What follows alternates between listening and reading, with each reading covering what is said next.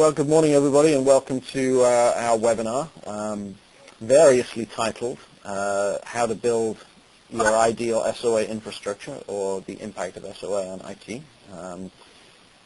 I'm Ian Goldsmith, Vice President of Product Marketing at SOA Software, and this will be a relatively short webinar. It probably won't take much more than a half hour of your time. We want to focus today on what SOA infrastructure is, why you need it, and what it should consist of, a little bit of how to deploy, and a lot of focus around a specific customer example that we're going to cover in the end, talking about Verizon and how Verizon has benefited from building out SOA infrastructure and what their use case for SOA infrastructure actually is.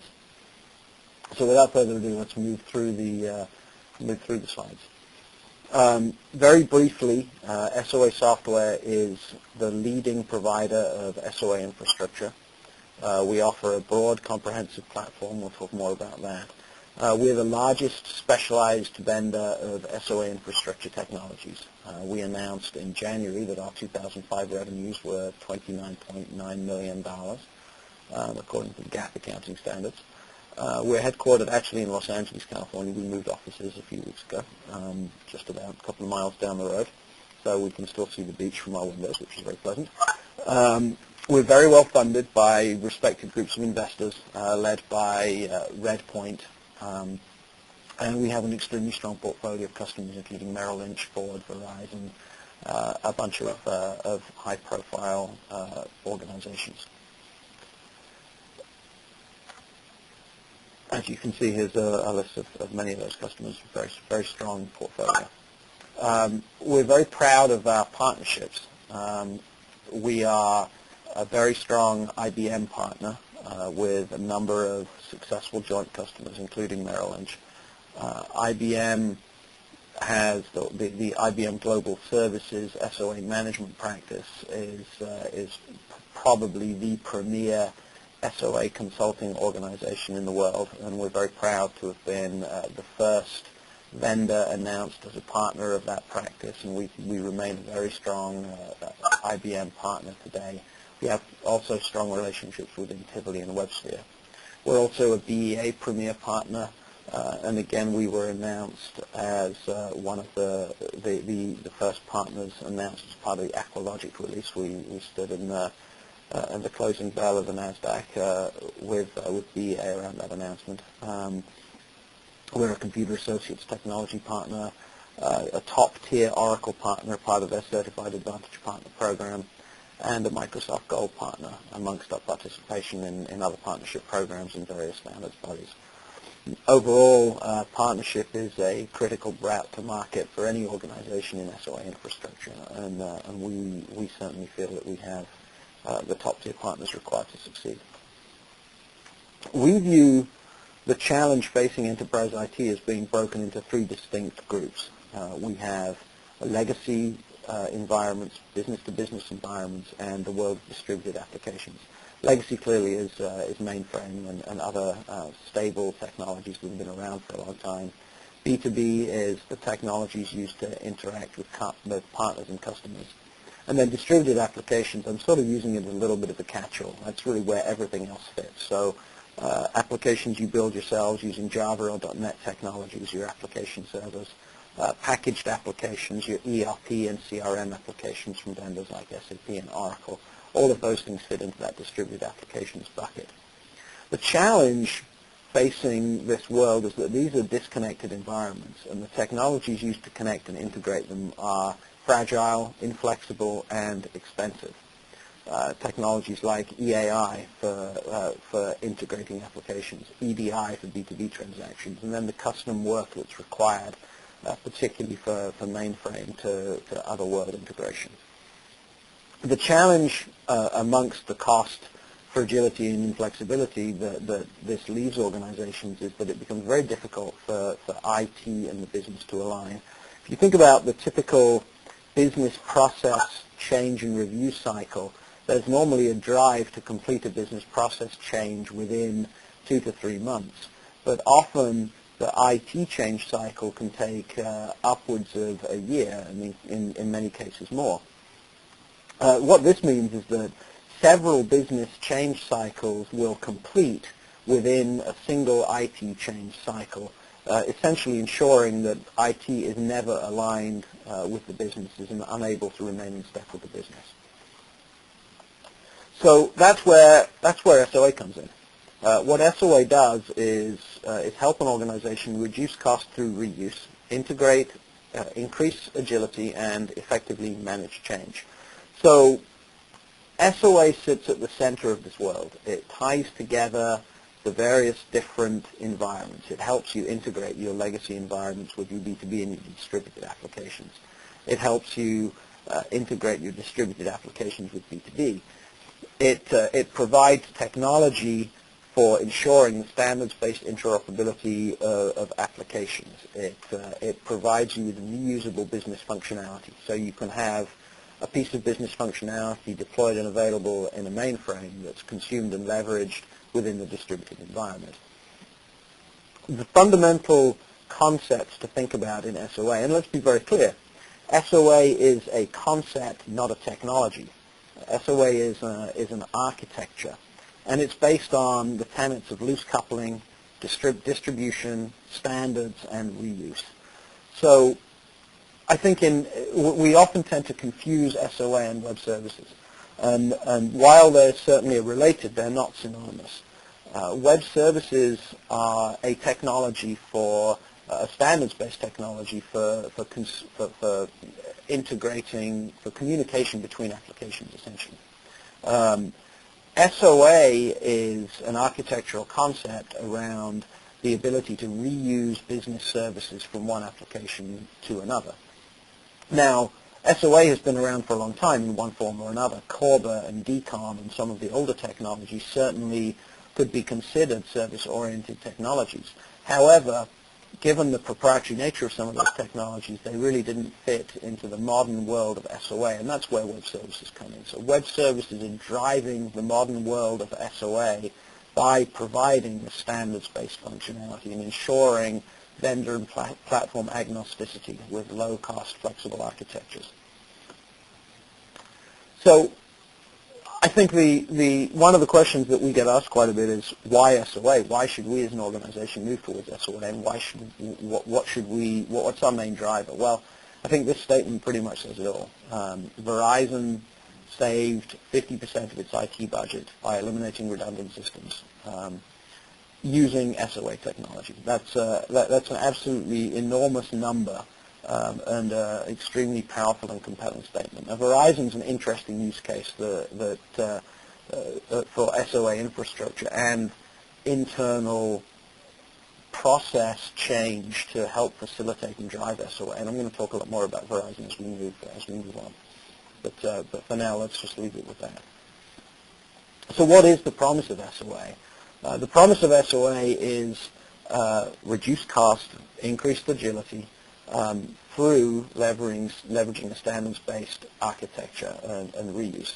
The diagram here in the slide is a little small, but essentially it shows the goal.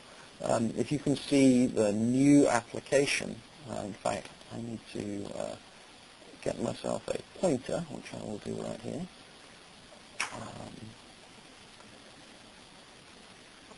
So we can see a new application in this diagram. The new application was 50% new build, you can see the gray pieces, and 50% reuse. These are the transparent pieces. So we have a user login service reused out of Steeple.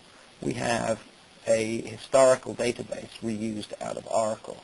We have a get current price reused out of one of the applications that I can't see right now. But here it is, reused out of the Forex trading application. So we can see that we only built half of our new application, therefore saving around 50% of the cost of development. Of course, it's not quite 50% because you still have to build the integration with the web services, but there's an immense cost saving. The risk that you face with the move towards SOA is one of ensuring the need to ensure loose coupling. If you don't ensure that the consumers of your services are loosely coupled to the applications from which they're consuming services, then any change to that application or the interface of the service or the location of the service or the policies that are enforced at the service will immediately break all the applications that are consuming that service. And that could be an immense cost and risk to the business. So that ensuring loose coupling is the critical challenge in deploying SOA. And that is one of the things that SOA infrastructure does for you. So let's look at a definition of SOA infrastructure. And this isn't my definition. This is a definition from Gartner, specifically from Frank Kenny and Darrell Plummer. Gartner terms SOA infrastructure as a web services framework. What that includes is a set of building blocks that all combine and integrate with a governance framework. So the components are a registry, repository, and those are two different things. A registry in an SOA world is typically a UDDI-enabled database. It's a place where you store core information about the services. And UDDI has a very strict data model and structure that defines what you can put in a UDDI registry and what should be there. And essentially it allows you to categorize services and provide a repository where a potential user of a service can search for a service that does a particular thing and find the service that's applicable. And then from information stored in the registry, they can determine how they're going to use that registry. The repository, on the other hand, is a broader term. And in our world, in the SOA infrastructure world, the repository is really a policy engine, a policy store. It's a place where you define and manage policies that are then associated with the services stored in the registry. So the two are definitely integrated and interlinked, but they're not the same thing. You also have a security fabric. So security provides the usual auditing, authentication, authorization, privacy, non-repudiation of service requests. There are many different ways of providing security solutions, and we'll cover that in a little more detail. Integration and transport, functionality that would now be generally thought of as being part of an enterprise service bus. So how do you ensure that messages coming in over one transport are routed over another? How do you transform message content to ensure version compatibility? Those types of things. Development tooling. Development tooling includes all of the toolkits and SDKs that you'd use to ensure loose coupling between a service provider and the consumer of the service. The whole concept of WS security libraries, all of that sort of stuff. Workflow and orchestration. I diverge a little from Gartner here in that I don't really believe that an orchestration solution should be part of your SOA infrastructure. I believe that an orchestration solution is an application that will consume and expose web services, but it's not really an infrastructure solution in and of its own.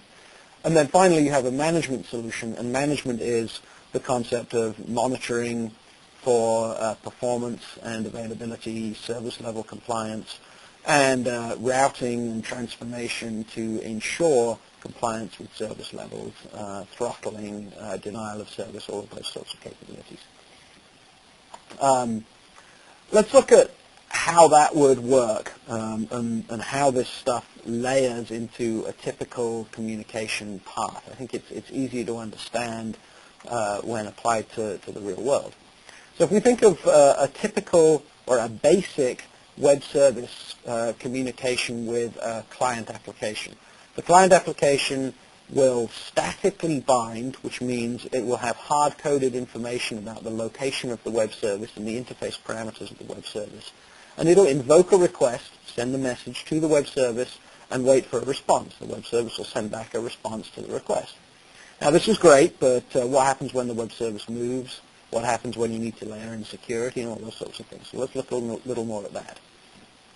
So first of all, let's say we add a security layer. So we add an authorization and authentication framework around the web service. So now the web service is going to require that messages sent to it contain a SAML assertion.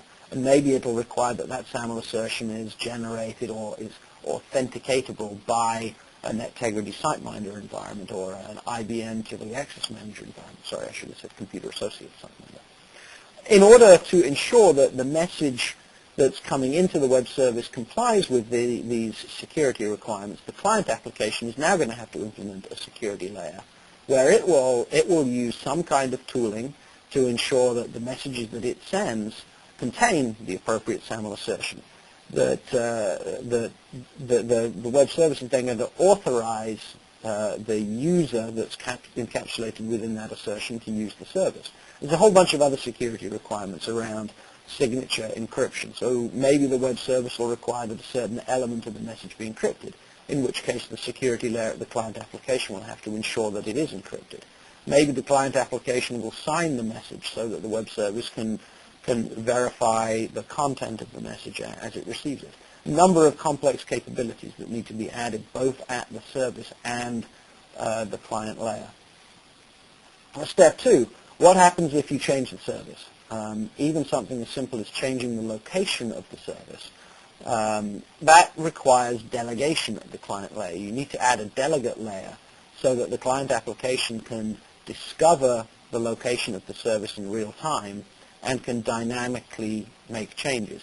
Now, location is but one example of a dynamic change. What if the web service makes a dynamic change to the policies that drive authorization or authentication, or makes a dynamic change to the policies that drive encryption or signature?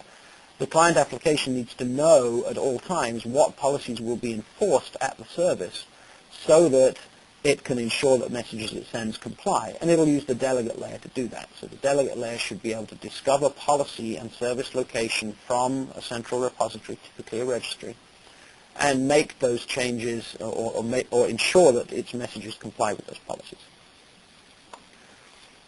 Now we start adding visibility. So as soon as you delegate, you need to ensure that you know who's contacting which service and why, how those services are performing, how reliable they are they complying with SLAs. So you add a reporting layer. You start capturing data at the service and reporting that back to a reporting database. Again, this logging monitoring layer needs to understand what its policies are, so it will communicate with the registry to determine what logging and monitoring policies it has to comply with before dropping data into the reporting database. At this point, you start needing an administrative interface so you can manage the data that you have for your delegates and your reporting. It's starting to become quite complex. The next step then is policy. So we've talked about security, we've talked about management, we've talked about reporting. All of this needs to be governed by a central policy management infrastructure where policies are enforced at the service and implemented at the client. And that's what a policy management enforcement layer comes in.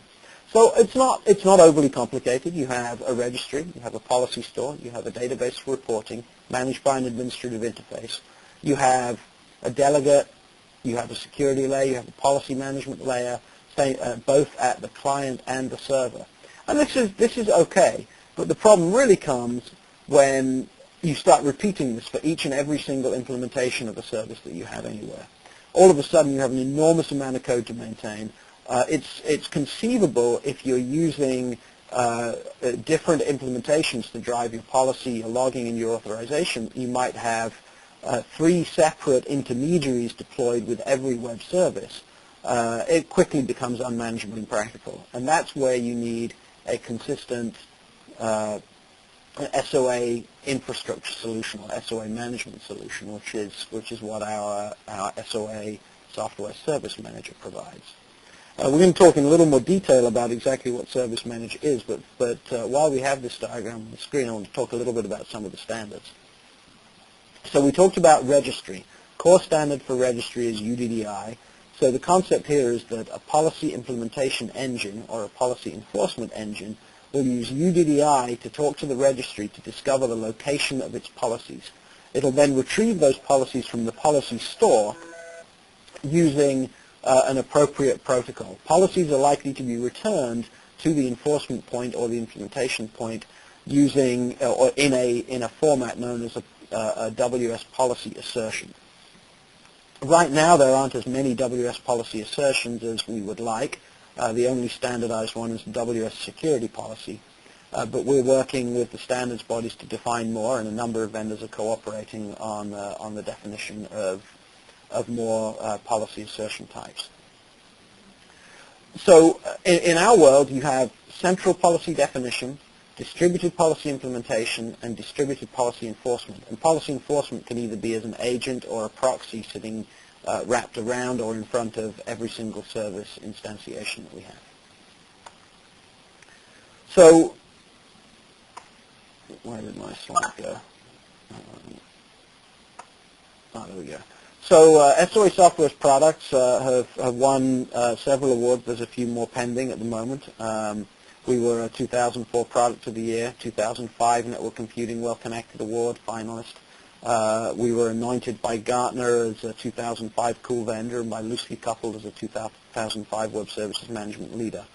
We're certainly one of the most respected vendors in the SOA management space, as we should be. We have 4 products that combine to provide a comprehensive SOA infrastructure. We have Service Manager, Registry, Xml Vpm, and Solar, with Registry sitting at the core of SOA. Registry is an interesting story for us. We believe that registries will be ubiquitous. They're becoming close to ubiquitous in organizations with SOA deployments today. And we also believe that registries will be provided to large organizations as part of the SOA platforms that they deploy. So it'll come with your WebSphere platform, it'll come with your BEA tooling, it'll come with an Oracle environment or a Microsoft environment or a Sun environment. In much the same way that LDAP directories became ubiquitous in the late 90s and early 2000s as an underlying repository for identity management, UDDI registries will become ubiquitous as an underlying repository for SOA. Now that said, we continue to provide a UDDI registry because our other products require a registry to work. Unlike some of the other vendors in the space who synchronize between their own proprietary central database and the registry, we don't have any central storage for services other than the registry. So we leverage the UDDI registry as the sole central engine, in much the same way that a product like CA SiteMinder or IBM Tivoli Access Manager would leverage an LDAP directory. We leverage the registry directly. Synchronization doesn't provide an efficient or scalable model and leads to some severe problems. So the direct integration is definitely the way to go. Because of our other products' dependency on the registry, we continue to offer registry in the market, but we encourage our customers to work with existing vendors for registry, and those vendors include folks like Systernet, now a division of Mercury, or Flashline or Logic Library or Infravio. There's a number of players. IBM is entering the registry market, and we'll have a very solid offering out of the WebSphere group. And Oracle is moving into the registry game. BEA is announcing registry products. So there's going to be a wide variety of registries available, and as long as they comply with the UDDI v3 spec, we'll be able to work with them as a central repository. Service Manager is our flagship product. It's been in the market since 2001, first release, and we're about to put version 3.1 in the product. We have over 75 customers for Service Manager now, including large organizations like Verizon and Merrill Lynch. Service Manager provides the infrastructure for inside the firewall SOA management and security. Very powerful security capabilities, policy-based authentication, access control, a built-in public key management infrastructure. Change control, lifecycle management, so service discovery. We can discover a service that's deployed into an application server and can automatically manage it using default policies and alert the administrators that a new service has been deployed. We have approval processes, service versioning. We ensure the reliability and quality of service by monitoring SLAs and and discovering or determining through thresholds when an SLA is about to be violated, and then we can use throttling or routing technologies to dynamically adjust routing in the infrastructure to try to ensure that that services always comply with their service level agreements. We have provisioning management, configuration management capabilities where we can describe, configure, and manage services, and then the performance monitoring, notification, SLA, charting, all of the things you'd expect, as well as providing a comprehensive auditing infrastructure. XML Vpm is a B2B web services security product. It's not an XML firewall. In fact, it explicitly does not provide XML firewall capabilities. In the same way that in the IP world you have an IP firewall and then an IPsec or SSL VPN, we believe that in the web services world you should have an XML VPN along with your XML firewall infrastructure. The XML firewall is designed to keep the bad guys out, whereas XML VPN is designed to make it easy for the good guys to get in a secure way. So it really provides access control, provisioning, workflow-based offering mechanism to offer services to partners, comprehensive policy management, remote service virtualization to allow you to make it appear to your partners that your services are deployed inside their network, so they make local calls to a local proxy that then handles all of the security for interaction with the services at your end. It's a very powerful solution that's, again, widely deployed inside Fortune 100 organizations. Solar is a relatively new product for us. We announced in December the acquisition of some technology from Merrill Lynch. Merrill Lynch had spent several years building what it called X4ML as an internal CICS web services solution. Merrill Lynch, in fact, had looked at other solutions on the market and had concluded that they didn't meet its needs for scale, performance, and the type of development environment they required, so they built their own. It's an excellent solution, and we're very excited to now to own that and to have hired the team that builds it and to be offering that to the market. It's basically, its core differentiation from a lot of other products is that it's the only product out there designed for mainframe programmers. So it provides a mainframe-based runtime with a mainframe-based directory of services and then a web browser-based development environment for sort of point-and-click exposing of CICS applications as web services. It's a very powerful technology that's been extremely well received by customers. This diagram shows how the various products fit together. We covered a lot of this on an earlier slide, but essentially Service Manager provides the central policy definition infrastructure, leveraging a registry, either ours or a third-party registry such as Mercury or Infradio, LogicLine, Reflashline, or IBM. Service Manager also includes distributed management points that are deployed either as agents inside the container, .NET or most of the Java app servers, or as a standalone proxy. Agents have the advantage that because they're wrapping the service directly, there's no other way to get to the service than to go through the agent, so they provide guaranteed last-mile security. Proxies are valuable because they can route. Clearly, once you've got to the agent, you're essentially already routed, so routing is really not much of an option. So a lot of organizations tend to use a combination of proxies for routing, dynamic load balancing, all those capabilities, and in-server, in-container agents for last-mile security. Solar, the mainframe web services product, also looks to the Service Manager like a management point. So it enforces policies discovered from the Service Manager, and it reports usage information and performance information back to Service Manager through standards like Wisdom, the WS Distributed Management Standard. XML Firewall also appears to Service Manager to be a policy enforcement point, enforcing and implementing policies defined centrally and reporting usage data back. And then finally, we have our gateway. The gateway is an SDK that provides consumer-side tooling to ensure that that consumers are complying with policies that will be enforced at the distributed endpoint.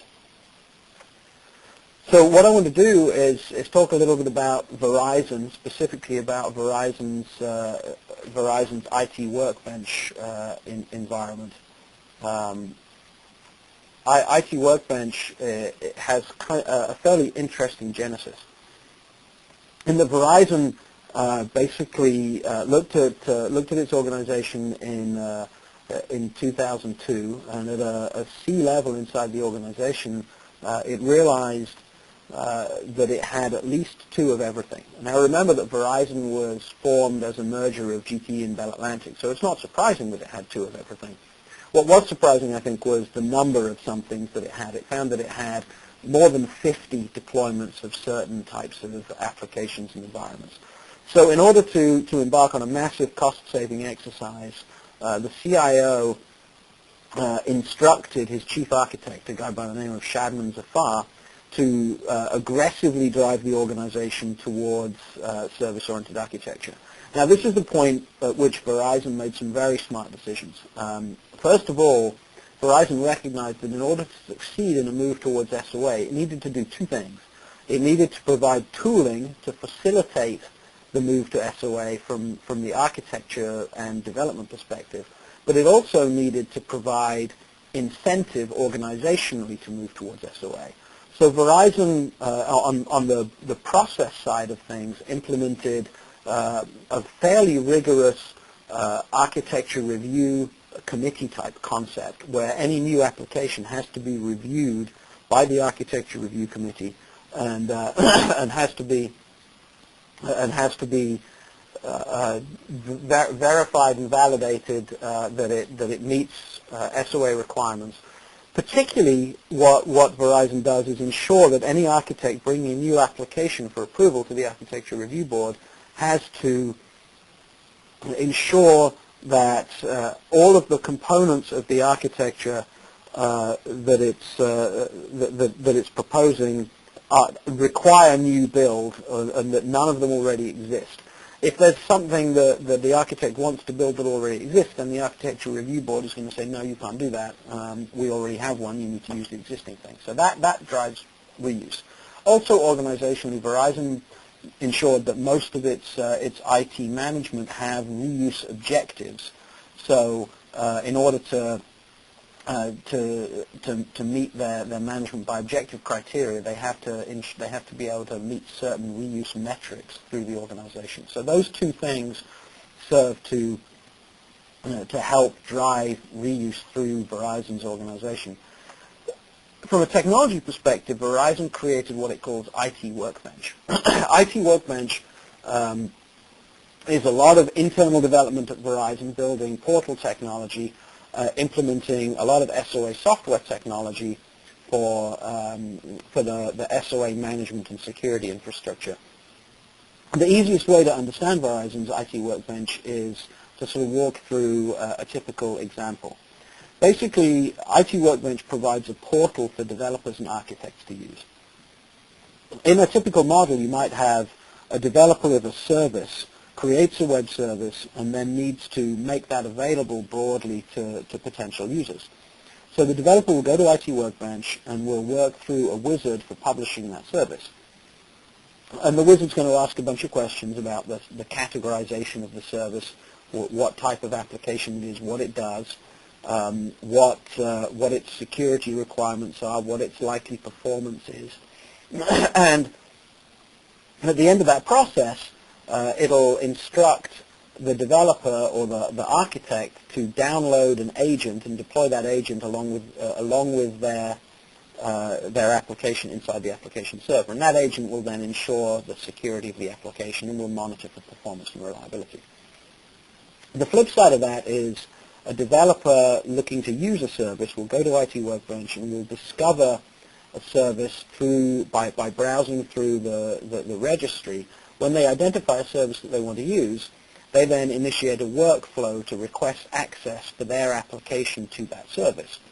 And that workflow will go to the appropriate management and creators of the service, etc., for approval. Once it's approved, appropriate security permissions will be created, and the user will have access to that service.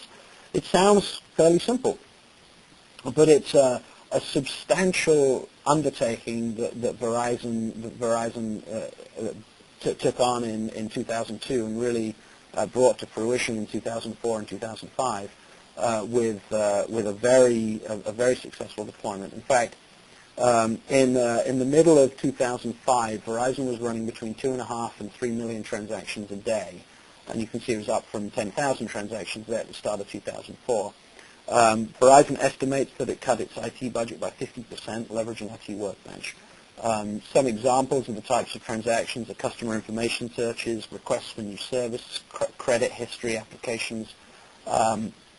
Believes that it's reduced the duplication of resources from an average of more than 25 times. So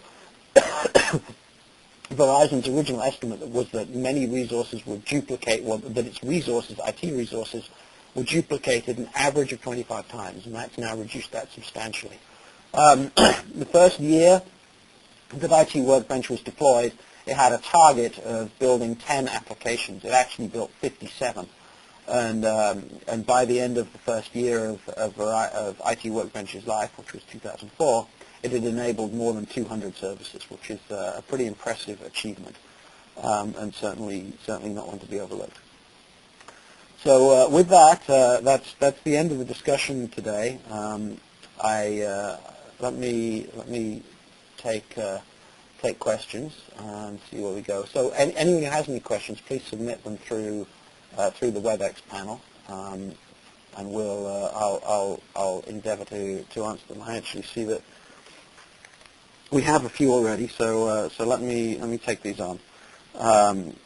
Okay, so the first question is actually a very good one. They all are, of course. What is the difference between SOA and SOA infrastructure, and do these concepts overlap? Well, SOA, as I said earlier, is an architectural concept that provides enormous potential benefits to an organization. SOA infrastructure is the tooling that allows SOA to become real and allows organizations to realize those benefits that you get within SOA. So yes, the concepts certainly exist. Is there an existing set of SOA infrastructure best practices guidelines, or is this something SOA software offers?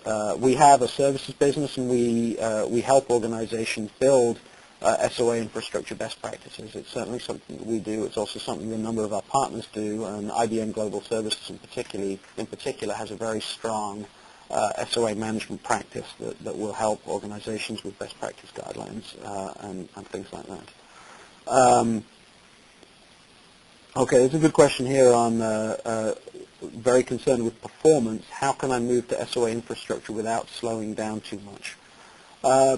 Performance is a good question, and I think one of the concerns that's raised with us a number of times by customers is, well, it seems that putting an intermediary in place or wrapping an agent around the service adds a bunch of latency and overhead to the execution of that service. Well, that's true in some circumstances. The baseline latency increase from one of our agents is typically in the order of a millisecond.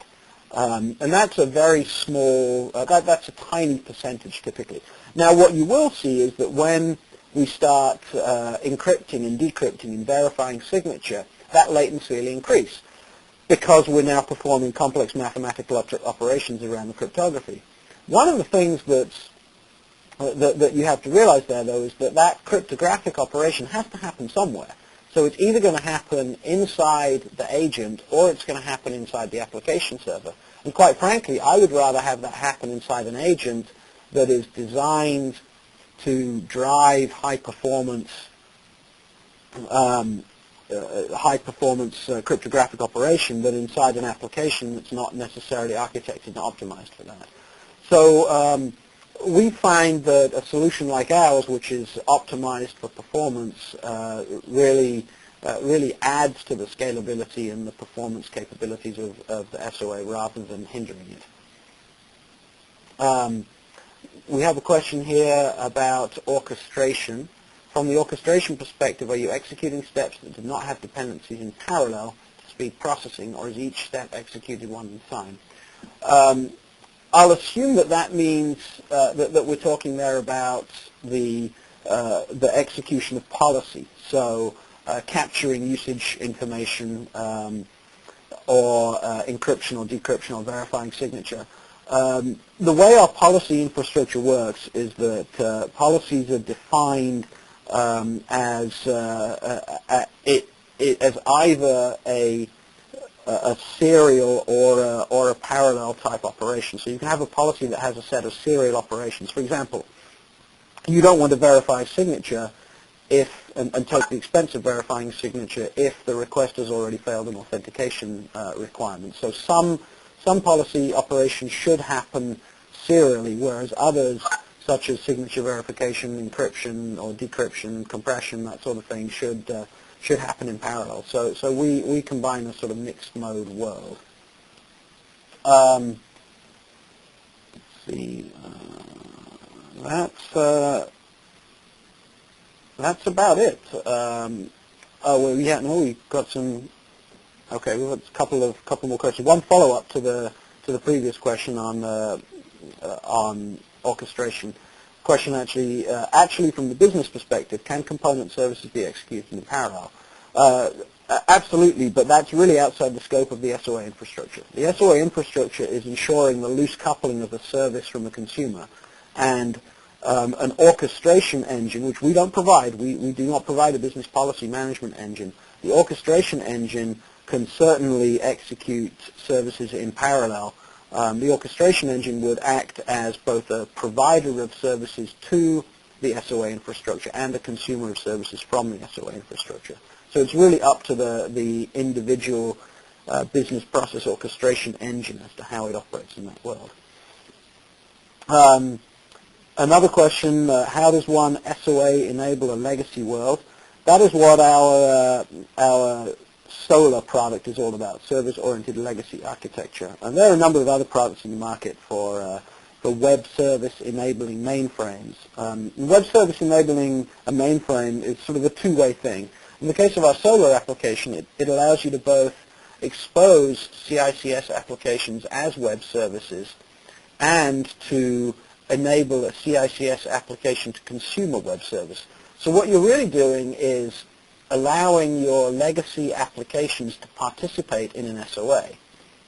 If you think back to the late 90s, there was this frantic panic to migrate away from the mainframe. Y2K was approaching with this dread associated with it, and everyone was convinced that all the mainframe applications in the world were going to die as soon as year 2000 rolled by. Of course, Y2K actually sort of rolled by with barely a fizzle.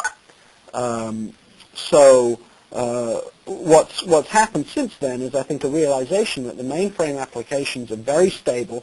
They're really quite inexpensive to operate. Those costs are very well understood.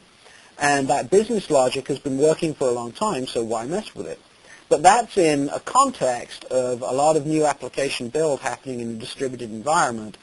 And so the need, there's a very strong need to ensure that the mainframe applications can participate and integrate cleanly with new applications, and that's where SOA really comes in. Instead of having to use expensive EAI technologies to integrate mainframe applications with the distributed world, you can use web services really very inexpensively.